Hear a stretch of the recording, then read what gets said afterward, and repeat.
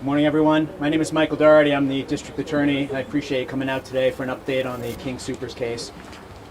Today is April 22nd.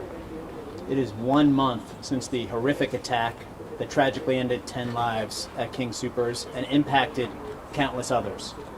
And I will say at the start of this press conference, as with every time we meet, that the defendant is innocent unless and until proven guilty. That presumption of innocence remains with him throughout the entire criminal proceedings, and the charges against him are merely an accusation.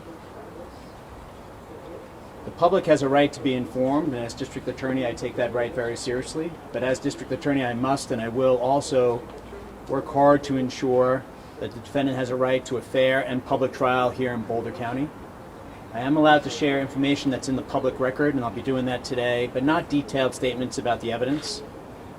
We sent out the amended charges in advance so that the media and the community would have time to look them over in preparation for today's press briefing. And I do want to highlight that the Boulder Police Department is here today. There are members of the Boulder Police Department in front, as well as Deputy Chief Carrie Weinheimer. Chief Harold had a scheduling conflict today, but I appreciate Deputy Chief Weinheimer being here because it really is a united effort to ensure that justice is done for all the victims. The response since March 22nd has been absolutely incredible. The response from community members, the memorials for the victims, vigils for the victims, really beautiful funeral services for each of them, the tremendous support generated by the community to help the victims' families. Our community has come together and united for all the victims in response to this crisis, and it's why I believe this community will move forward together. It's going to be a long and difficult journey. I recognize that, particularly for the victims and their loved ones, but also for everyone here in Boulder County and throughout the state of Colorado. So I would remind folks, and I'm going to ask for the media's help in getting the word out, of the Boulder Strong Resource Center, which is available not just to victims, but to all community members here in Boulder County who are suffering, who would benefit from meeting with a counselor or having support. So I encourage folks to visit the Boulder Strong Resource Center. That's going to be open for months to come. And I really encourage folks to take good care of themselves, continue to come together, and move forward together past this crisis. The response from law enforcement, our federal, state, and local partners has also been incredible. From the very first moments after the shooting took place, up until today, and throughout the entire pendency of this prosecution, federal, state, and local agencies have been working as a team around the clock to make sure that the investigation and prosecution goes exactly as it should. And I promise you that we will work tirelessly to make sure that justice is done. The Federal Bureau of Investigation, the Colorado Bureau of Investigation, the U.S. Attorney's Office, the ATF, and local law enforcement agencies continue to work together, and they came together in the very first moments after the shooting, and that work continues today. The response from victim advocates has been absolutely incredible. We want to make sure we do everything we can to honor and support the victims and help their families through this difficult time. So we have victim advocates assigned to each one of the victim families in this case. And they're working incredibly hard to make sure that the families have the resources and support that they need during this unimaginably difficult time. And that's going to continue, and it's because of the victims and their families that we're here today. And that we're going to work as hard as we possibly can to reach the right outcome and to ensure that the shooter is held fully accountable. I also want to just briefly acknowledge King Soopers, because since the day of the attack, King Soopers has provided support and resources for not only the victims and King Soopers employees, but also for the community. And in fact, just this past weekend, King Soopers allowed us to arrange for site visits for any family member, victim, police officer who wanted to go back to the King Soopers as part of their healing process. So throughout the weekend, Saturday, Sunday, in fact, into Monday, we had people going to King Soopers, and King Soopers has been an incredible partner in doing whatever they can to support the victims and the community during this time. As you're aware, the prosecution has now filed additional charges against the defendant, so I'll go through those briefly with you at this point.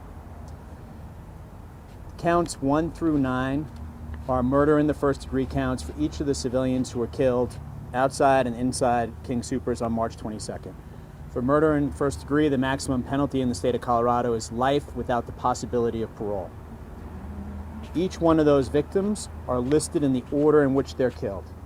So if you look at count 1, Nevin Stanisic was killed outside in the parking lot, and you go through count 9, Suzanne Fountain was the final civilian killed inside of King Soopers. So they're listed in the order and sequence in which things happened. One thing I'll highlight for you that I think is a particularly important point is that all of the civilian victims, all of the people, were shot and killed before Officer Talley and other officers entered the King Soopers. So those first 9 counts are people, our community members, who were tragically struck down on March 22nd. And then Officer Talley and other police officers bravely charged in. And that brings us to count 10, which is the murder in the first degree charge as related to Officer Talley of the Boulder Police Department. Then we turn to the attempted murder charges, which are class 2 felonies, and they carry a sentence of 16 to 48 years in state prison. Again, these attempted murder charges are all listed in the sequence in which they happened. So if you start with the first victim on the attempted murder charge and go through the last victim before turning to the police officers, all of those are in the order that we believe they took place. There's 2 different ways that murder in the first degree or attempted murder in the first degree could be charged. One is with intent and after deliberation, and the other is under circumstances evidencing a universal malice and extreme indifference to the value of human life generally.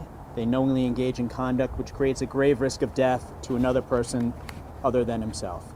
So you'll see for some of the victims, depending on the circumstances, they're charged either as intent and after deliberation and/or extreme indifference.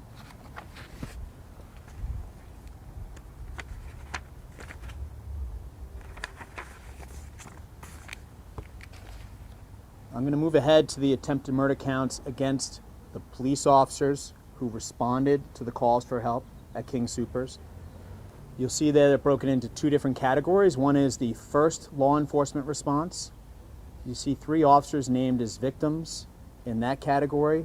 These are the 2 officers who responded along with Officer Talley. So there were 3 officers in that initial response, 2 of whom survived.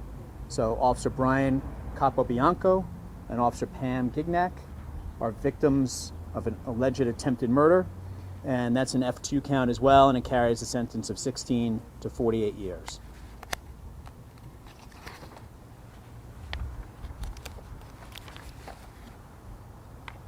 And this is a fact alleged that I want to highlight for you, less than 30 seconds later, so less than 30 seconds after Officer Talley was shot and killed, and the other 2 officers were victims of attempted murder, a second wave of officers then engaged and went into King Soopers. That is less than 30 seconds later. And you see those officers listed as well, and victims of either attempted murder with intent and after deliberation or attempted murder under extreme indifference.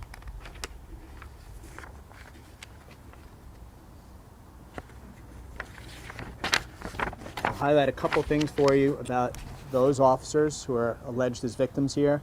One is you'll see Officer Capobianco listed twice. He's listed as an attempted murder victim for when he charged into the store without delay, along with Officer Talley and Officer Gignac. And then he was part of the second wave of officers that charged in again less than 30 seconds after Officer Talley was tragically struck down. Also, I want to highlight for you that this is where that interagency response I referenced really started. One of the officers, Officer Brandon Braun, who's listed in count 37, is actually an officer with the CU Police Department. As many of you know, the University of Colorado Boulder has their own police force, and officers from CU Police Department were part of the response that was brought to bear after calls for help went out from King Soopers.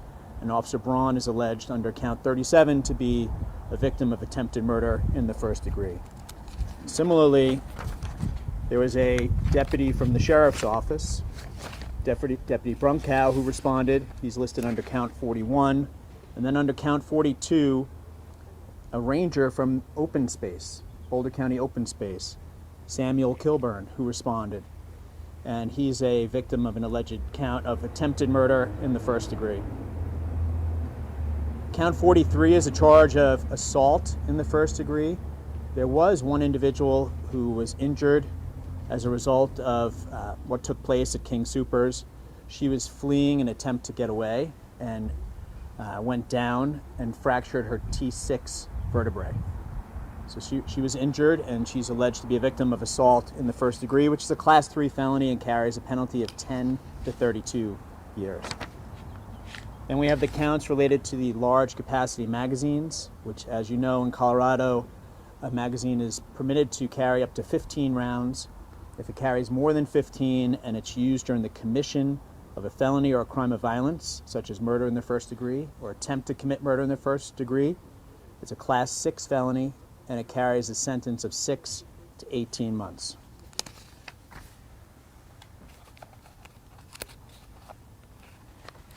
I have one or two other comments, and then I'll take questions from the press. First, all the counts that I've listed are arguably counts that can run consecutive if the defendant is sentenced for these crimes, so they can run one on top of the other. They represent victims who have a right to be heard and supported, so that's why these additional charges are being filed, to recognize all the victims in this case. You'll be seeing additional counts, I anticipate, of what's called crimes of violence, as well as possibly additional counts of attempted murder. The investigation is still in the very early stages, but I do believe at this point that you'll be seeing additional counts. I want to highlight something you've already heard, but I think bears repeating. No civilians were shot and killed after Boulder police officers and other law enforcement entered the King Soopers. That first entry by Officer Talley, Officer Capobianco, and Officer Gignac, they charged in, and less than 30 seconds after Officer Talley was tragically shot and killed, a second wave of officers, including again Officer Capobianco, charged back into the King Soopers. I want to be really clear on that because I've seen some reports out there that I imagine are very distressing to the people involved, that the delay was long and that Boulder PD and other law enforcement should have responded faster. This response was within 30 seconds of Officer Talley being shot and killed. So I just want to be really clear with you so you can help get the word out to the community about that. As you're aware, there is one police officer who fired his weapon at the defendant. The defendant was shot as a result of that gunfire. It's believed that that police officer fired his handgun approximately 7 times and shot the defendant once. We have a multi-agency team of the best detectives and investigators here in Boulder County that respond to any officer-involved shooting, including this one.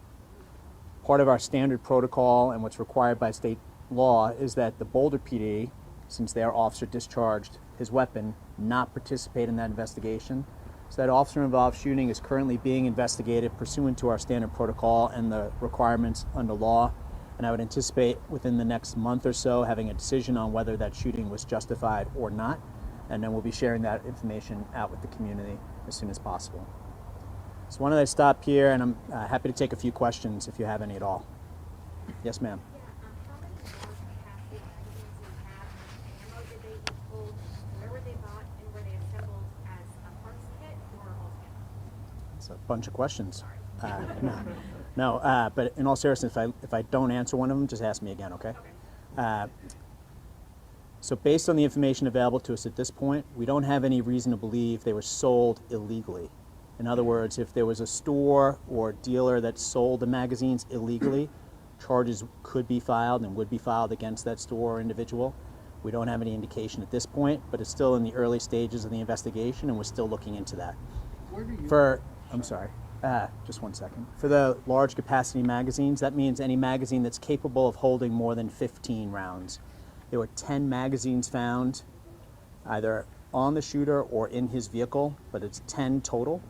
As far as the number of bullets and such, I have that information, but it's not relevant to the charges, so I'm not going to get into how many bullets he had with him at that time. Does that answer your questions? Yeah, and where were they bought? Sorry. Where were they bought? So I'm not going to share just yet the details around where each one of those are bought, and that's in part because that's still being investigated and looked into for some of the magazines. Yes, sir. Sorry. No, it's okay. Where does the investigation now stand as far as establishing a motive for this shooting, and has any terror-related connection, even inspiration by terror groups, been ruled out? So good questions. Thank you. So the question, if you didn't hear it, was about whether there's any indication as to motive and whether there's any connection to terrorism. What I would say is I'm especially grateful that the FBI and other agencies are working together on this case and pulling apart all the information, all the electronic devices, all the evidence that they possibly can to uncover any motive. At this point, we don't have information about a specific motive. I understand the community, and certainly the victims' families want to know why that King Soopers and why Boulder. When and if we have that information, we'll certainly share it with the community. I know that in other mass shootings that have taken place across the United States, there have been times where they were unable to ever identify a motive. And you don't need motive to prove that someone acted with intent and after deliberation in court. But for our community, and especially for those families, they want to know why. So we're going to keep working as hard as we can to uncover that. And once we do, if we do, we'll share that with you. Is the defendant cooperating? Is the defendant cooperating? Well, the defendant has a right to remain silent, and he has attorneys assigned to him to represent him. Yeah. During the last news conference, you talked about going through that store methodically, removing groceries from the shelves, and doing a thorough investigation inside. How important was that in terms of coming up with these additional charges of attempted murder? Thank you for your question. So the crime scene processing was incredibly important to the prosecution of this case, and the FBI evidence recovery team, as well as the Colorado Bureau of Investigation, along with the detectives from the Boulder Police Department, did an outstanding job preserving the crime scene and then processing the crime scene to make sure we have all the evidence we need to file these charges and also move forward with a successful prosecution that will result in the shooter being held accountable. That is our goal, and they approached the crime scene with that in mind. So they went through the entire supermarket. They did a painstaking and thorough investigation, just as they should, in response to a tragic incident of this nature. That took days, obviously, and then they completed the work and released the supermarket back to King Soopers. Have you come across any evidence that would indicate that the alleged shooter had been in the store prior to the shooting? So the question is, did we come across any information that the alleged shooter had been in the store prior to the shooting? And at this point, the answer is no. But again, the investigation's in the early stages, and we'll still have a long ways to go in terms of being able to answer that definitively. On the magazines, you said there's no evidence that they were sold illegally. So were these like grandfathered ones or purchased somewhere else? Can you shed any light on where we got them? So at this point, I can't comment more directly on the magazines. I wanted to answer the question about whether we believe them to have been purchased illegally, because I think that's something the community would want to know. But at this point, in terms of the details around the magazines, I'm going to let the charges speak for themselves. They were possessed unlawfully, and it's the people's allegations that they were used unlawfully. Mitchell? Could you explain the difference between the two theories of attempted murder and why some victims are named in one or the other or both? Sure. So good question. So why are there two different theories of murder or attempted murder in the first degree? The first is with intent and after deliberation, and just using a hypothetical, for example, if an individual points a gun at another person and then tries to kill the person, that's with intent and after deliberation, just to put it in a simple example for you. If someone points a gun at a number of people and fires a shot that could have hit any of them and caused them to be in grave risk of death, that's what's referred to as extreme indifference. And that's my general explanation, but the reason for the allegations in this case. Allison? Yes, two unrelated questions. One is the officer who fired at the gunman is on leave for the OIS investigation. Is he named as a victim in this? He is named as a victim in this, yes. Okay. And the second question is, what can you tell us about the search warrant in the gunman's house, the alleged gunman's house that you found in there, and any other information you got from that search? So I can tell you that with the cooperation of the FBI, CBI, and the Boulder Police Department, as well as other agencies, that the investigation and the search for evidence has been and continues to be extremely thorough. It's exactly what it should be in response to this kind of attack. The search warrants that were executed at different locations have been sealed by order of the court, so I'm not permitted to share with you at this time more than that due to the court order. Thank you. Do you know the number of people that were in the store at the time he entered? Do I know the number of people in the store at the time? I believe that there were at least 115 people in the store at the time he entered, and at least 25 people in the parking lot at the time this began. And that's to the best of my knowledge at this point, and we'll give you more of an update as we move further along. Do you have an idea of what the shooter was doing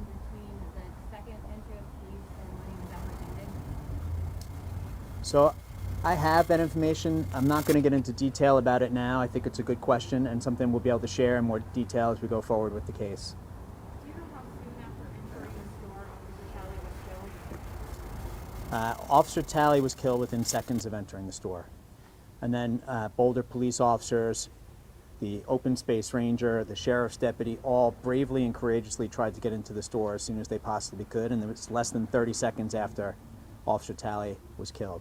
Unfortunately, our time is up for today. I really appreciate you coming out, and we'll let you know when we have an additional update. One thing I would share with you and emphasize is the next court date is May 25th. That's scheduled for a status conference for the defendant to appear in court. I would anticipate that I'll speak with the media after the status conference on May 25th. And I don't anticipate having any other developments that I would be announcing between now and then, just so you have an idea of the schedule. And obviously, if anything comes up, we'll let you know. But just for planning purposes, the next court date is May 25th. Thank you so much, and I hope you all have a good day. And take care. Thanks.